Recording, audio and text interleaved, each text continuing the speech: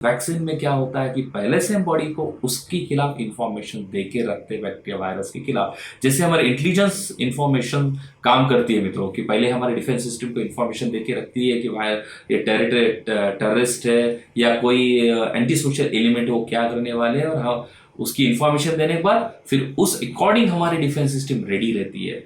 यही पर उसी तरीके से होता है मित्रों। वैक्सीन इज नथिंग बट हमारे बॉडी को पहले से वो वायरल या बैक्टीरिया के बारे में इंफॉर्मेशन देके रखना। मित्रों नमस्कार, रिगेन हेल्थ के हेल्थ एजुकेशन के डिस्कशन में आपका स्वागत है।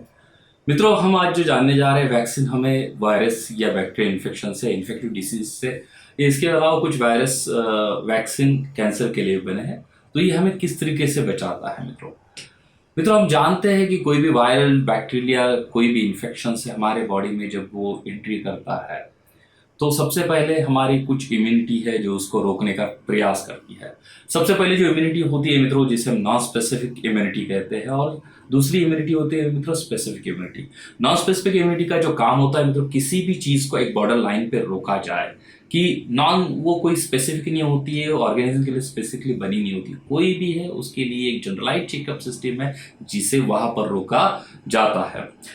परंतु यहां से अगर उसे एंट्री मिल गई अंदर, तो फिर वहां से क्या किया जाता है मित्रों कि स्पेसिफिक इम्यूनिटी उसको डील करती है मित्रों। स्पेसिफिक इम्यूनिटी का काम क्या होता है कि उस वायरस को या बैक्टीरिया को पकड़ के उसके ऐसे भाग को सेपरेट करके उसके खिलाफ इम्यूनिटी बनाई जाए, और फिर उसके लिए स्पेसिफिक इम्यूनिटी बनेगी, उस वायरस के अकॉर्डिंग या बैक्टीरिया के अकॉर्डिंग इम्यूनिटी बनेगी मित्रों।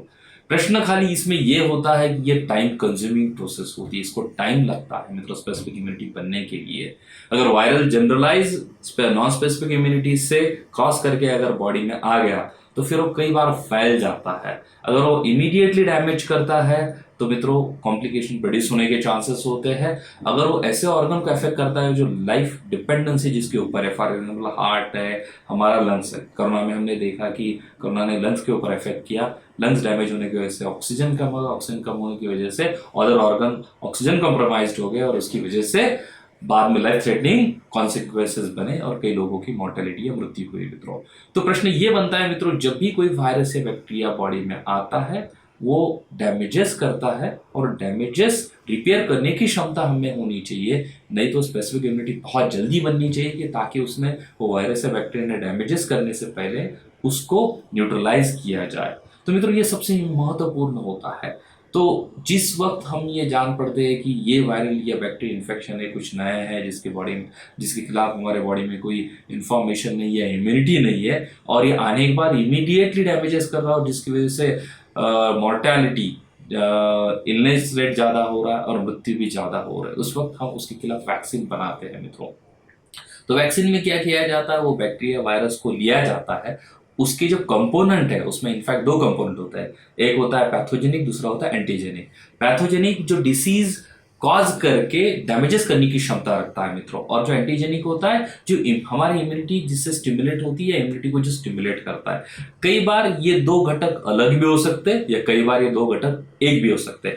एक होने के पास हमारा एग्जाम्पल है मित्रों डिफ्थेरिया। डिफ्थेरिया में जो टॉक्सिन्स बनता है मित्रों, कि जिसे हम बाद में उसको टॉक्साइड करते हैं, उसकी पैथोजेनिक प्रॉपर्टी डिस्ट्रॉय कर देते हैं और खाली एंटीजेनिक प्रॉपर्टी रखते हैं मित्रों। वैक्सीन में हम एंटीजेनिक प्रॉपर्टी फिर क्या करती है, इम्यूनिटी को स्टिमुलेट करती है। तो हम कुछ हर एक चीज वायरस में या बैक्टीरिया में चीज अलग हो सकती है एंटीजेनिक, हम खाली एंटीजेनिक चीज लेते हैं और पैथोजेनिक चीज को हम डिस्ट्रॉय कर देते हैं मित्रों। एंटीजेनिक चीज वो वैक्सीन में आने के बाद हम उसको बॉडी को दे देते हैं। बॉडी को देने के बाद बॉडी को पहले ही उसके बारे में पता चल जाता है, बॉडी उसके खिलाफ इम्यूनिटी बना के रखती है, और सेकंड टाइम जो बैक्टीरिया वायरस बॉडी में आता है तो बॉडी इमीडिएटली, बॉडी के पास पूरी इम्यूनिटी रेडी है, इसलिए डैमेज करने से पहले बॉडी उसको न्यूट्रलाइज कर देती है मित्रों। तो ऑल इन ऑल वैक्सीन में क्या होता है कि पहले से हम बॉडी को उसके खिलाफ इंफॉर्मेशन दे के रखते हैं बैक्टीरिया वायरस के खिलाफ। जैसे हमारे इंटेलिजेंस इंफॉर्मेशन काम करती है मित्रों, कि पहले हमारे डिफेंस सिस्टम को इंफॉर्मेशन दे के रखती है कि ये टेररिस्ट है या कोई